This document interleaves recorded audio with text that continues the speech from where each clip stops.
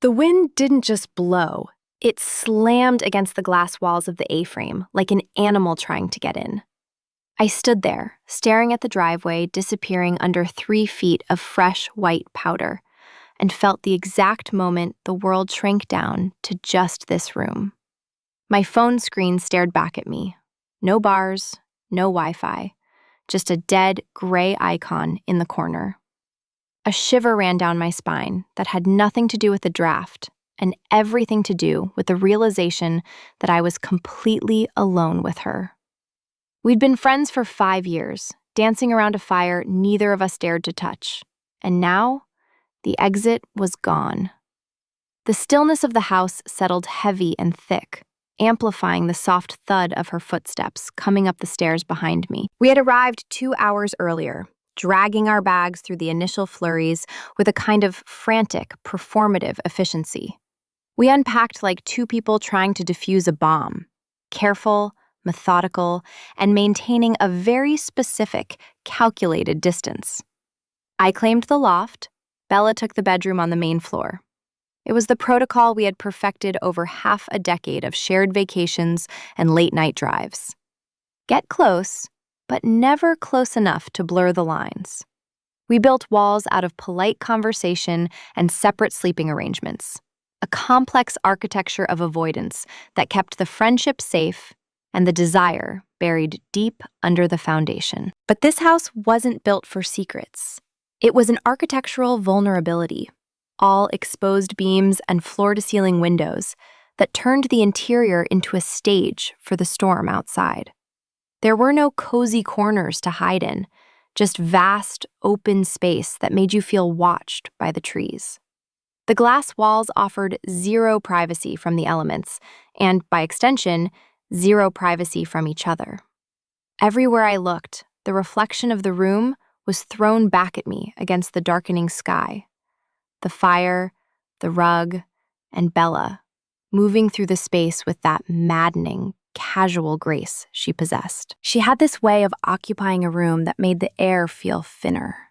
She threw her coat over the back of the leather sofa and stretched her arms overhead, her shirt riding up just an inch to reveal a strip of pale skin. I looked away, focusing intently on organizing the kitchen island, aligning the spices like soldiers. It was a reflex, looking away, a survival mechanism. If I looked too long, the carefully constructed narrative of just friends might crack, and I wasn't ready to deal with the wreckage. We fell into the rhythm of the evening with practiced ease. I chopped vegetables, she opened the wine. It was a domestic dance we knew the steps to, comfortable and lived in. But here, with the snow sealing us in like a tomb, the domesticity felt dangerous. It felt temporary, which made it sharp. In the city, we could always retreat to our separate apartments, our separate lives. Here, the cooking sounds, the sharp thwack of the knife against the board, the glug of the Pinot Noir hitting the glass, echoed too loudly. I watched her lean against the counter, swirling her glass, staring out at the white void consuming the deck. She looked relaxed, her guard down in a way that made my chest ache. "No service," she said, her voice low, not turning to face me. "We're officially off the grid." I pulled my phone out of my back pocket one last time, a futile ritual. The no-service text was static, a digital lock snapping shut. I set it face down on the granite. "Just us," I said, trying to keep my voice light, trying to ignore the way the words hung in the air, heavy and loaded. "Just us," she repeated. She turned then, her gaze landing on me with a weight I wasn't prepared for. It wasn't a casual look. It was a survey. She watched my hands moving over the vegetables, her eyes tracking the movement with an intensity that made my skin prickle.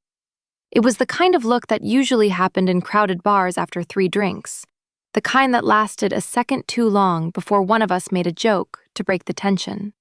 But there was no crowd here.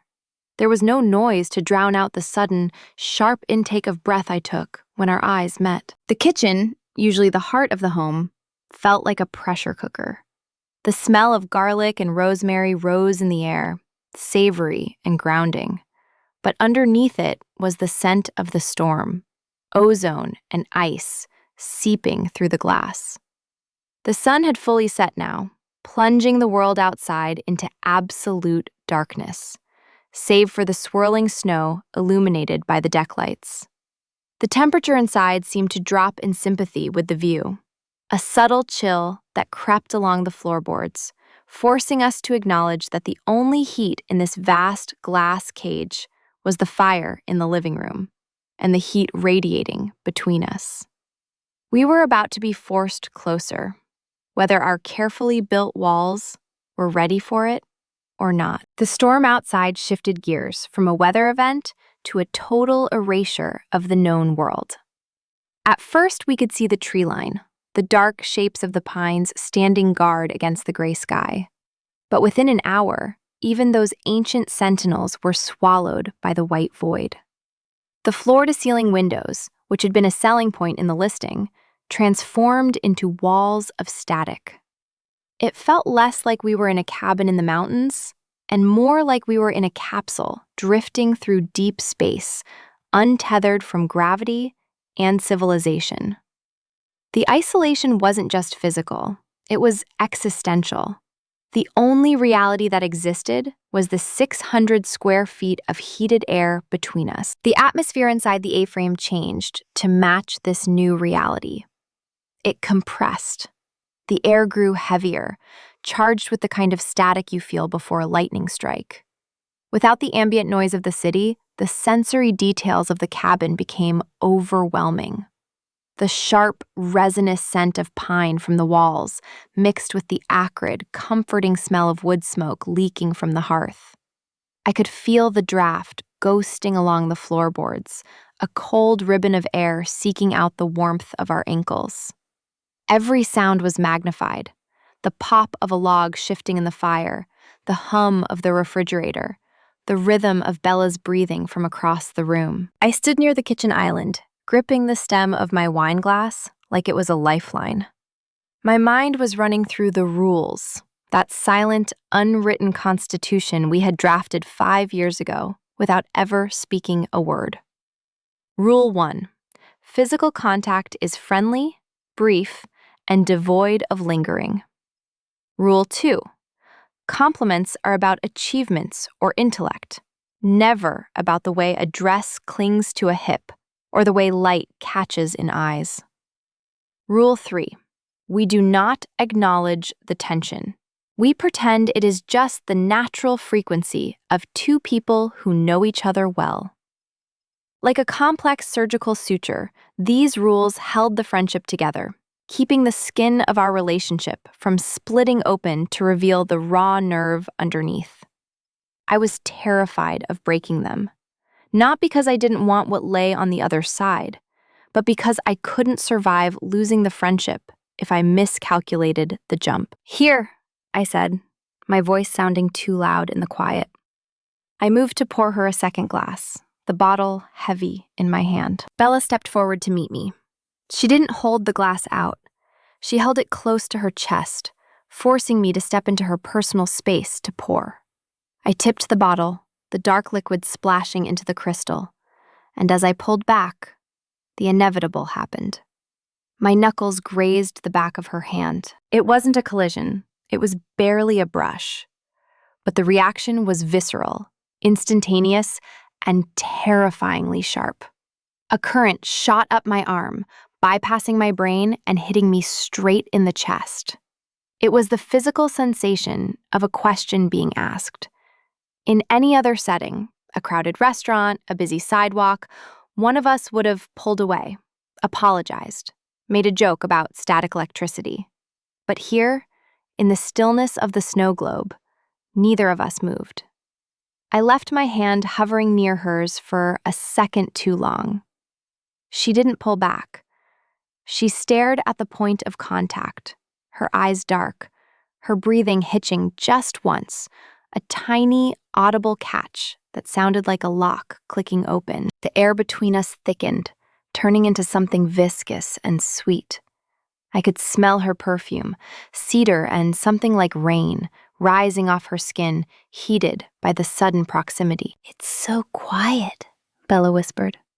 She didn't look up at my face. Her gaze was still fixed on our hands, on the dangerous proximity of our skin. Her voice had dropped an octave, losing its usual bright, bantering cadence and settling into a register that vibrated in my bones. It wasn't the voice she used for friends. It was the voice she used for secrets.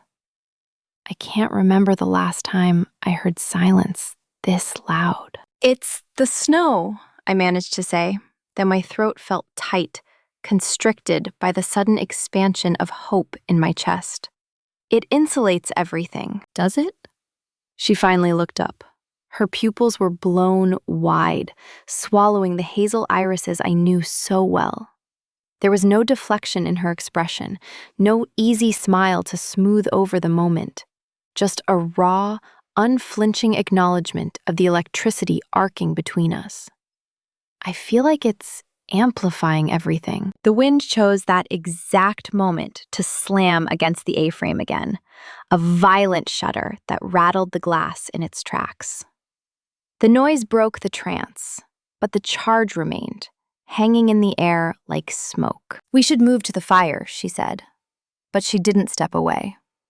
"It's getting cold by the windows." "Yeah," I breathed, stepping back finally, the loss of proximity hitting me like a physical withdrawal. The fire. The central heating system gave a final, pathetic wheeze before surrendering to the sub-zero temperatures pressing against the glass. It wasn't a mechanical failure so much as a strategic retreat. The modern, forced air system simply couldn't compete with the ancient fury of the blizzard. The cold dropped from the cathedral ceilings like a physical weight, pushing us out of the open kitchen and toward the only source of honest heat in the house, the stone hearth in the living room. We migrated instinctively, abandoning the chairs for the thick, white sheepskin rug spread out before the fire. It was a shift in elevation that changed everything. Standing, we were friends navigating a kitchen. Sitting on the floor, legs tucked under us, wine glasses resting on the wool, we were something else. We were conspirators.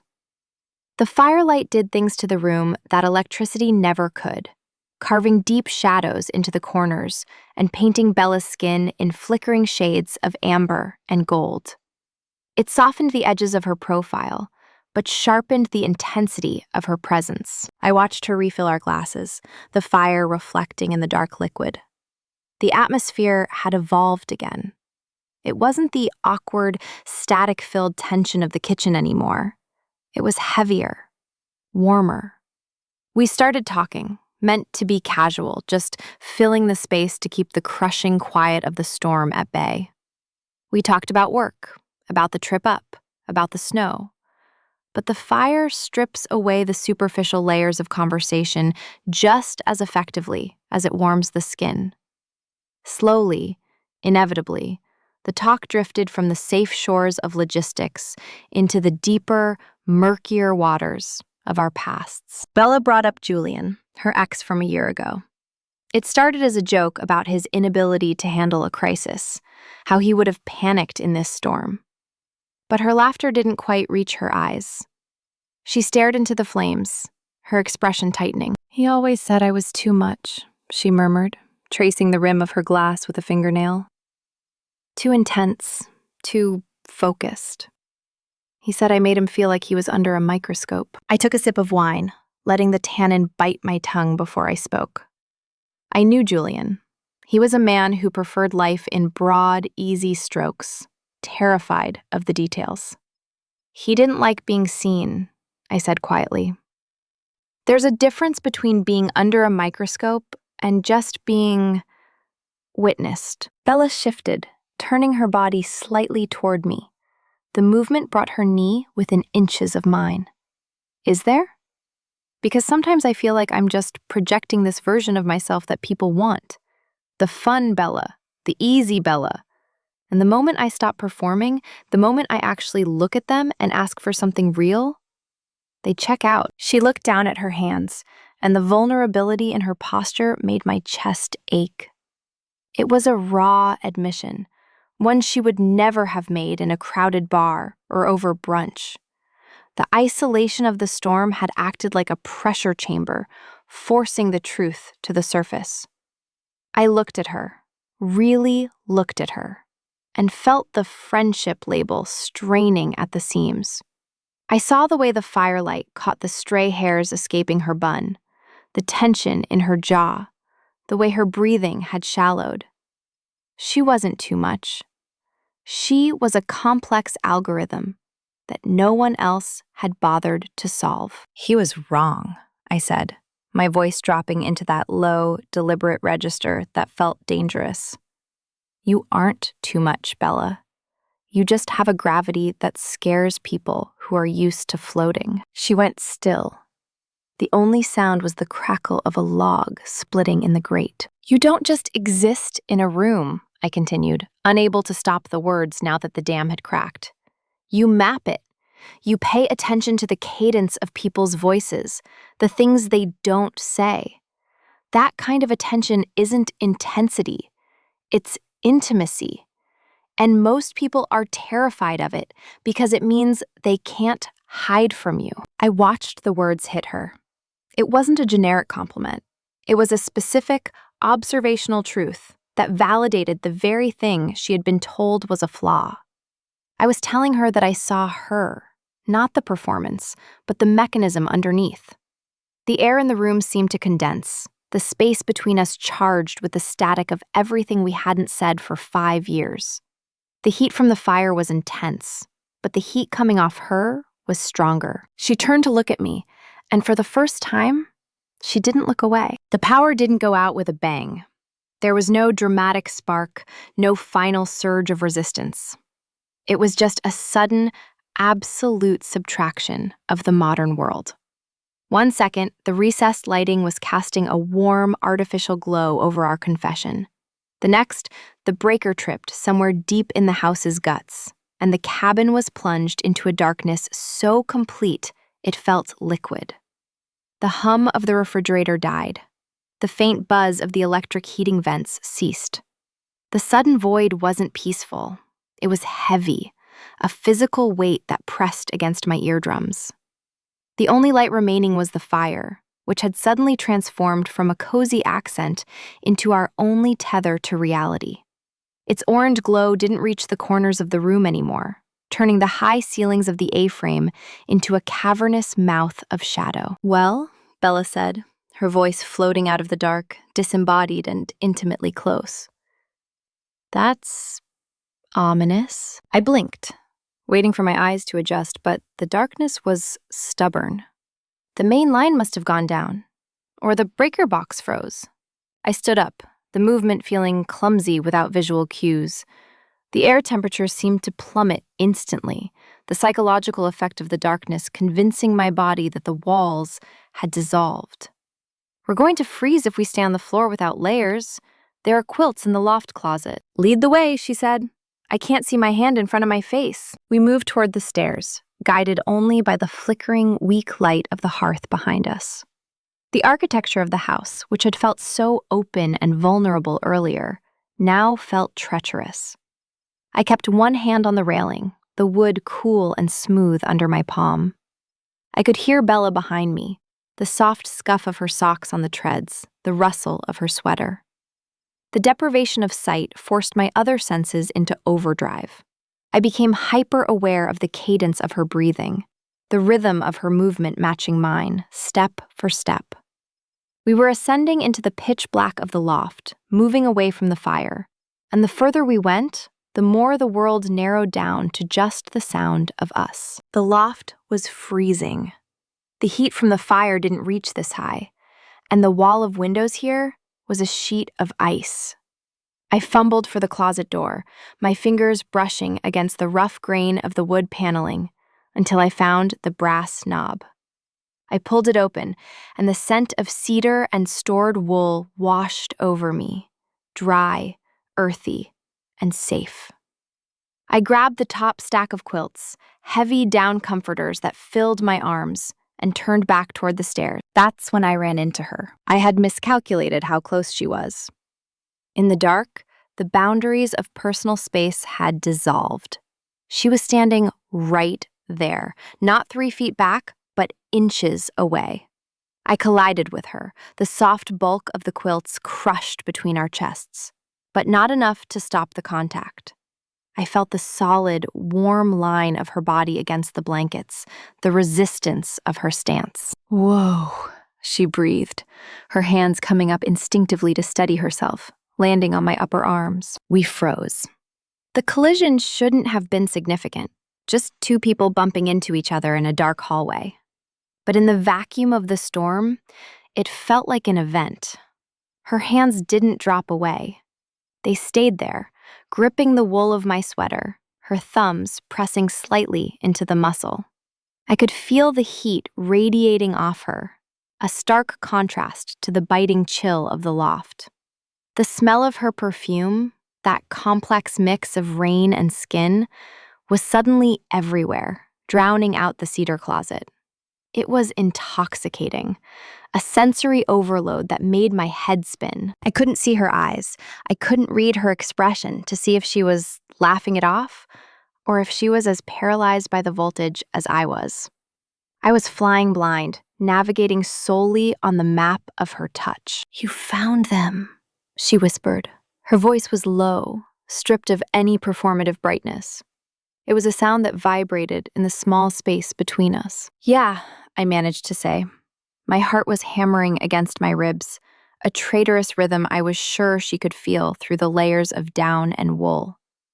"I found them." She didn't move. I didn't move. We stood there in the dark, suspended on the thin line between friendship and whatever was waiting on the other side. The air around us was charged, thick with the static of unspoken things. It would have been so easy to lean forward. The distance was negligible. I could tilt my head just an inch and find out if the tension was real or if I was hallucinating from the altitude. Then Bella laughed. But it was a breathless, shaky sound that did nothing to dispel the charge. "You know," she murmured, her grip on my arms tightening just a fraction before she let go. "If we stand here much longer, we're going to turn into ice sculptures. And I don't think I have the bone structure for that." The joke was a lifeline, a way to de-escalate without rejecting the moment. I exhaled, a ragged sound in the quiet. "Right. The fire." "The fire," she agreed, stepping back. I realized then, as we navigated the treacherous stairs back down to the living room, that the label of friend was fraying. It was a costume that didn't fit anymore, tight in the shoulders and tearing at the seams. Friends didn't stand in the dark, memorizing the heat signature of the other person. Friends didn't almost kiss in a hallway over a stack of quilts. We retreated to the living room, building a nest of blankets that felt dangerously like a shared bed. We constructed the nest on the rug, with the kind of grim determination usually reserved for survival situations. But the result was undeniably, dangerously domestic. We piled the down comforters and the heavy wool quilts into a chaotic heap directly in front of the hearth, creating a small, insulated island in the sea of the freezing room.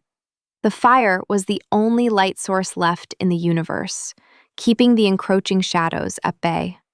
Once we crawled inside, the physical boundaries that had defined our friendship for 5 years didn't just blur, they evaporated.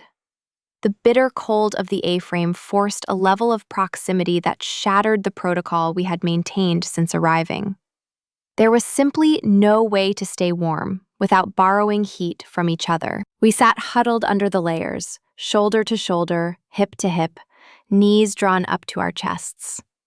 The heavy wool acted as a seal, trapping our combined body heat in a small, intimate pocket of air.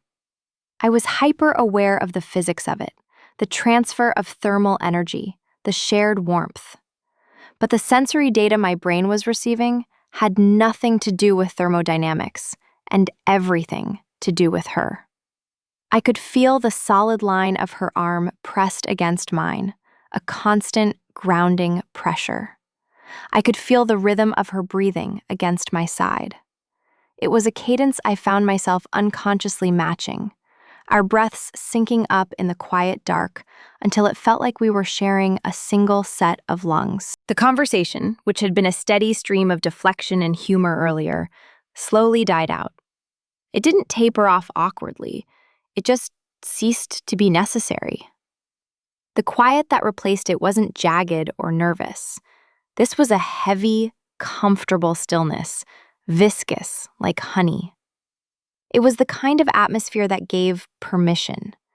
It allowed the mind to wander, and more dangerously, it allowed the eyes to linger.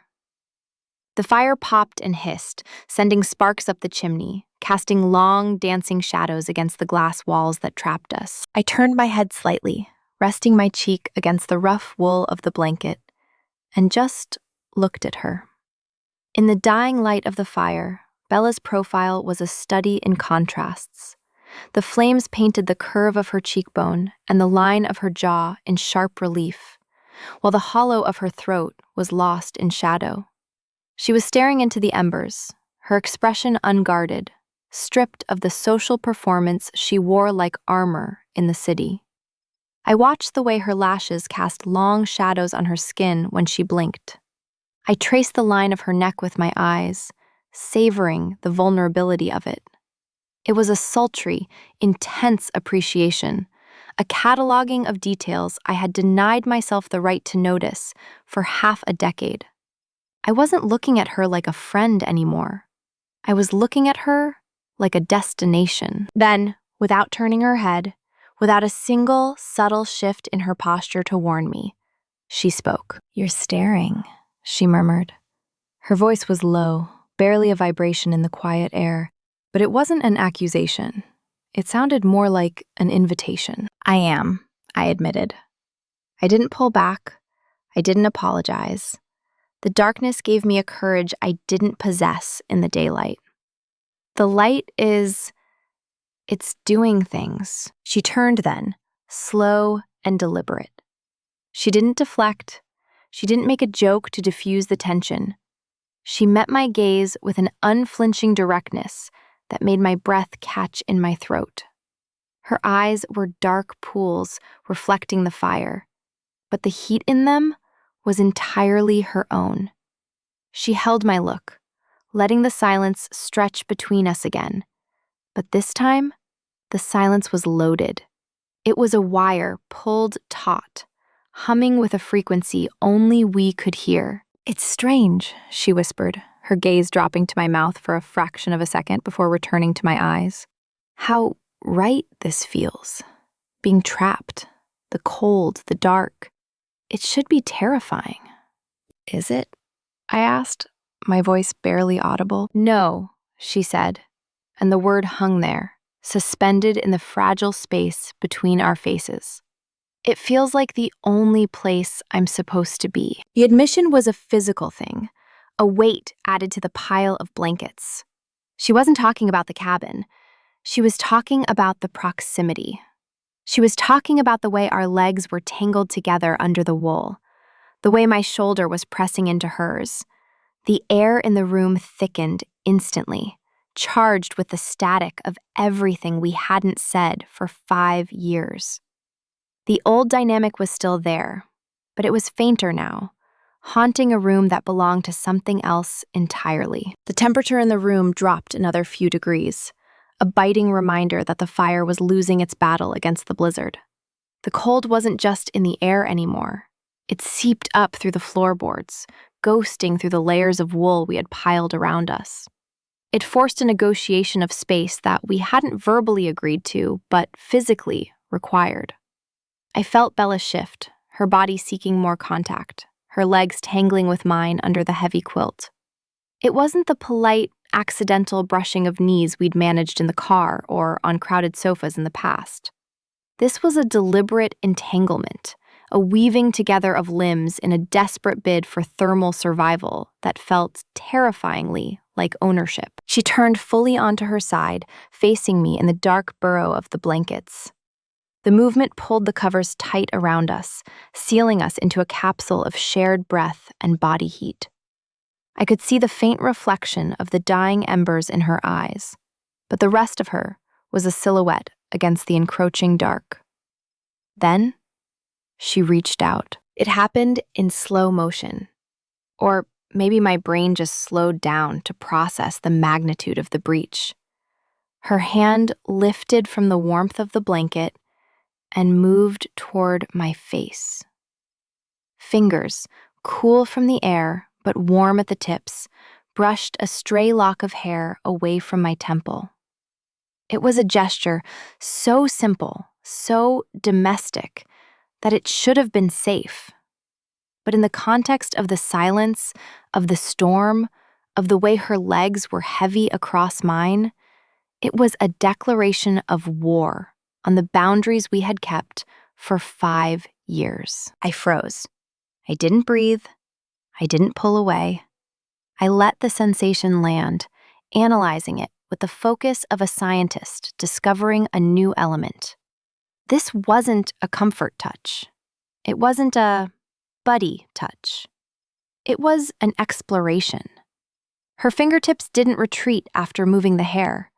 They lingered, ghosting down the side of my face, tracing the line of my ear, the curve of my cheekbone. It was a mapping expedition. She was memorizing the topography of my skin with a reverence that made my stomach drop. The friction of her skin against mine sent a jolt through my nervous system that was sharper than the cold. It was the feeling of a lock tumbling, the final tumbler clicking into place. "It's not stopping," Bella whispered. Her voice was barely a breath, fragile and thin in the darkness. "The storm, it just keeps coming." I looked at her, really looked at her, through the shadows. She wasn't talking about the snow. She wasn't talking about the wind howling against the glass or the drifts piling up against the door. She was talking about the pull, the gravity, the terrifying, relentless accumulation of feeling that had buried us both. She was giving me an out, a chance to talk about the weather, to keep the conversation safe and meteorological. But I was done with safe. I was done with the architecture of avoidance. "I'm not afraid of the storm, Bella," I said. My voice was steady, grounded, stripping away the metaphor she was trying to hide behind. "The snow can trap us here for a week. I don't care." I saw her eyes widen slightly, catching a flicker of the firelight. She understood. I wasn't talking about the weather, either. "What are you afraid of?" she asked. Her hand was still on my face, her thumb resting just below my eye, feeling the pulse that I knew was hammering there. "I'm afraid of when it stops," I confessed. The truth of it tasted like iron in my mouth. "I'm afraid of the plow coming through. I'm afraid of the signal coming back. I'm afraid of losing this." The admission hung between us, naked and shivering. My heart rate kicked up a notch, a frantic, heavy rhythm against my ribs. It was a physical release, a visceral sensation of a knot loosening deep in my chest, a dam cracking under the pressure of too much water. The fear was real, the fear of rejection, of ruining the friendship. But the pull was stronger. It was like gravity finally winning against a satellite that had been fighting to stay in orbit. Her hand didn't drop. Instead, it firmed. The hesitation in her touch vanished, replaced by a deliberate, claiming weight. Her hand lingered on my cheek, her thumb tracing the line of my jaw. The distance between us was measured in millimeters now. A microscopic gap that felt like a canyon we were both terrified to bridge. Her thumb on my jaw wasn't just a point of contact. It was an anchor, holding me steady in the turbulence of the moment. I could feel the slight tremor in her hand, a physical betrayal of the calm she was trying to project. It was that tremor that undid me. If she had been steady, if she had been smooth, I might have pulled back. I might have let the old defenses kick in. But she was shaking. Bella, who navigated life with the precision of a surgeon, was shaking because she was touching me. I leaned into her hand. It was a surrender, a subtle shift in weight that transferred the burden of the decision from her to me. The movement was small, barely a tilt of the head, but in the quiet of the cabin, it was a shout. I saw her eyes darken, the pupils expanding until there was barely any hazel left, just deep, endless black reflecting the dying fire. "Then let's not think about the plow," she whispered. Her gaze dropped to my mouth, heavy and deliberate, and this time, she didn't look back up. The air in the blanket nest seemed to vanish, replaced by a vacuum of pure anticipation. I could smell the wine on her breath, rich and dark, mixing with the wood smoke and the sharp, clean scent of the cold that still clung to the room. My heart was hammering a frantic rhythm against my ribs, a staccato beat that I knew she could feel where our chests were pressed together. But despite the adrenaline, there was a strange clarity. The logic of the past, the careful distance we'd maintained, it all dissolved. The only thing that made sense was the pull. I closed the remaining distance. It wasn't a movie moment. It wasn't a dramatic crash of bodies. It was a slow, inevitable slide, like a magnet finally finding its north. I tilted my head, my nose brushing against hers, a friction that sent sparks skating down my spine. I paused there, just for a second, hovering in the space where the before ended and the after began. I wanted to give her one last chance to back out, one final second to realize the magnitude of the line we were crossing. She didn't back out. She made a small, impatient sound in the back of her throat and closed the gap herself. Her lips were softer than I had imagined, but the impact was harder. It wasn't tentative. It wasn't a question.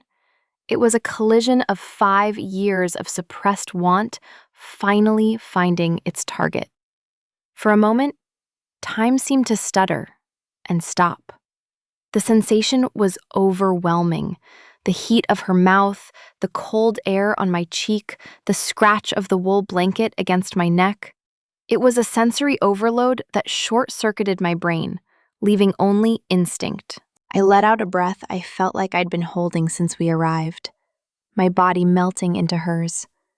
My hands, which had been clenched in the blankets, found a mind of their own. They moved up, tangling in the soft wool of her sweater before sliding higher to grip her shoulders, pulling her closer until there was no air left between us. The kiss deepened, shifting from a greeting to a conversation. It was slow, sultry, and consuming. Bella tasted like Pinot Noir and secrets. She kissed with the same intensity she applied to everything else in her life, focused, thorough, and demanding. Her hand moved from my jaw to the back of my neck, her fingers threading into my hair, gripping tight, anchoring me to her. There was a desperation in it, a hunger that had been starved for too long. We weren't just kissing, we were making up for lost time, for every missed opportunity, for every moment we had stood in a kitchen or a hallway and pretended we didn't want this. The fire popped loudly in the grate, a sharp crack that should have startled us, but neither of us flinched. The world outside the blanket fort had ceased to exist. I was aware of nothing but the heat of her skin, the weight of her body pressing me down into the rug, and the overwhelming, undeniable rightness of her mouth on mine. It was a relief so profound it felt like pain. The tension that had been a constant low-level hum in my veins for years was suddenly gone, replaced by a bright, searing clarity. I pulled back just an inch, needing to breathe, needing to see her. Her lips were swollen, her face flushed in the firelight. She looked wrecked in the most beautiful way possible. She didn't open her eyes immediately. She stayed there, forehead resting against mine, breathing hard, savoring the immediate reality of the contact. "Okay," she whispered, her voice rough, stripped of all pretense. Okay. Yeah, I breathed back, my hands still tangled in her hair, refusing to let go. Okay. The storm outside ceased to exist. The only world that mattered was the circle of her arms. I woke up to a world that had been scrubbed clean. The gray fury of the storm was gone, replaced by a blinding, violent brightness that poured through the uncurtained glass walls. The sun was reflecting off 3 feet of pristine, undisturbed powder, turning the interior of the A-frame into a light box. It was the kind of aggressive clarity that usually signals the end of the magic trick. In the harsh light of morning, the shadows where we had hidden our secrets were gone. And typically, this is the moment where the regret sets in. This is where the morning after script dictates a pulling away, a frantic search for clothes, and a stammered apology about the wine or the altitude or the stress. I lay there for a moment, staring at the dust motes dancing in the sunbeams, waiting for the panic to hit. I waited for the crushing weight of awkwardness, for the realization that we had made a mistake. But the panic didn't come. Instead, I felt a heavy, grounding weight across my stomach. Bella was still asleep, her arm thrown over my waist, her face buried in the crook of my neck. She wasn't pulling away. Even in sleep, her body was seeking contact, her breathing a slow, steady rhythm against my skin.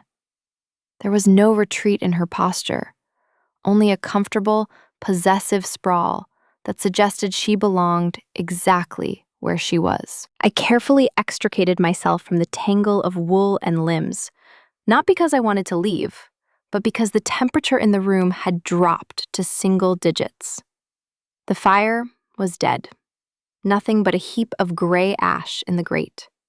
I shivered, the cold air biting at my skin, and pulled on my sweater, padding barefoot to the kitchen. The domesticity of the scene felt radically different from the night before. Yesterday, making dinner had been a performance of friendship.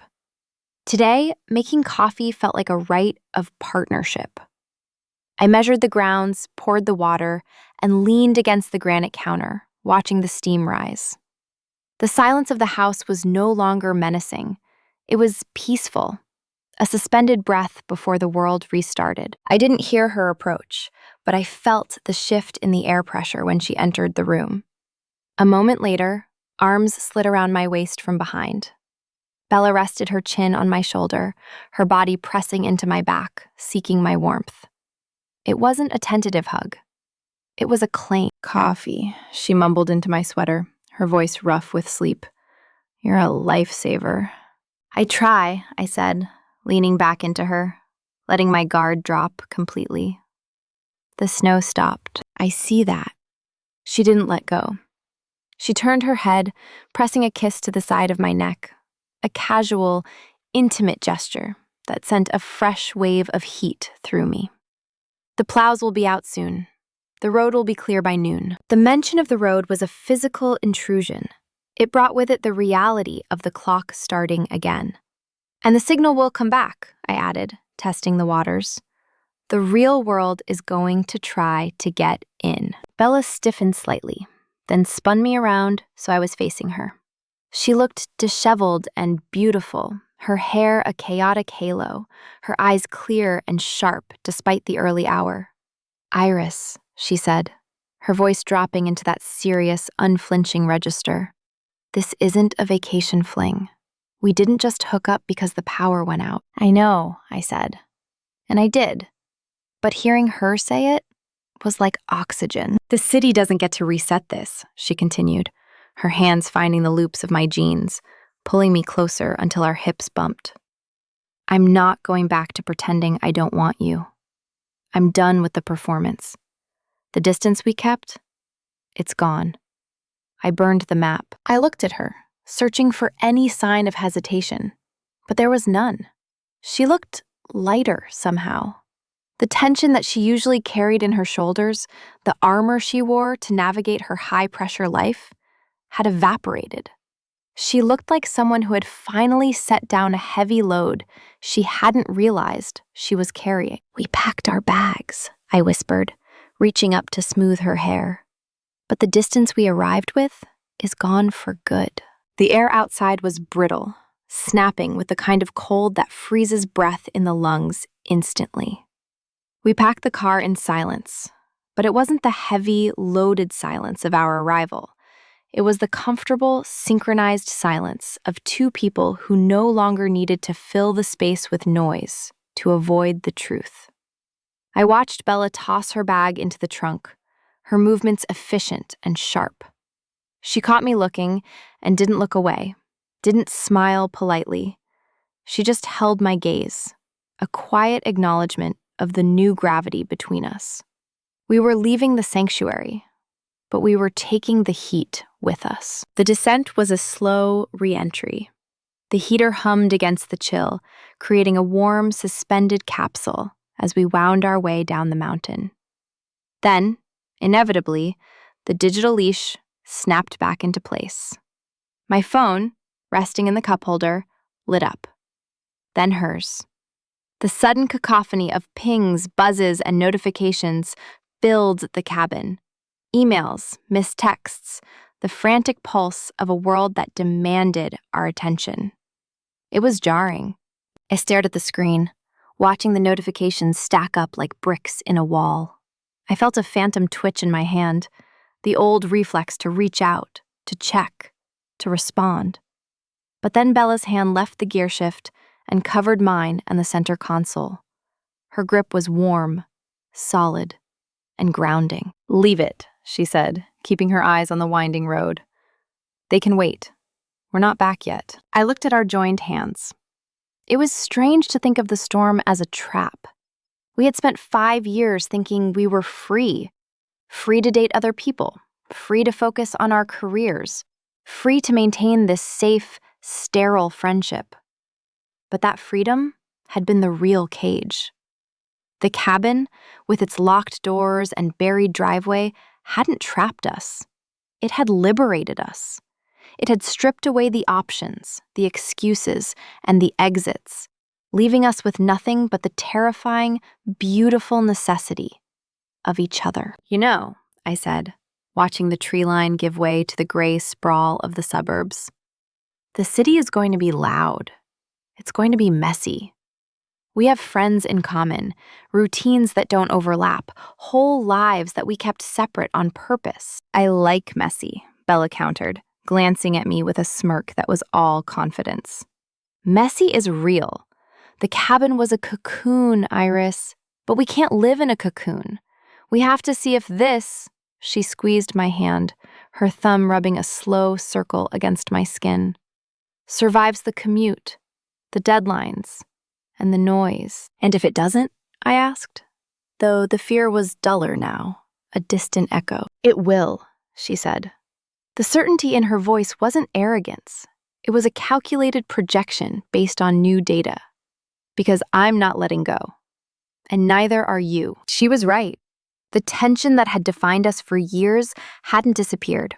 It hadn't dissolved into a puddle of sentimental mush just because we had crossed the line. Instead, it had evolved. It had shifted from the anxiety of the unknown to the electric charge of the known. It was no longer a barrier. It was a power source. We weren't just friends navigating a delicate truce anymore. We were partners, plotting a takeover. The city skyline rose up in the distance, a jagged range of steel and glass piercing the winter sky. Usually, the sight of it brought a low-level hum of stress, a bracing for impact. Today, it just looked like a backdrop. The silence of the cabin was still in my veins, a quiet, unshakable hum that the city noise couldn't touch. Bella didn't let go of my hand as we hit the city limits. She shifted gears with her left hand, keeping her right firmly clasped over mine, an anchor in the traffic. We had needed the storm to break the dam, but we didn't need it to swim. If you want to see how the story continues, subscribe to follow the journey. The snow was gone, but the real adventure was just starting.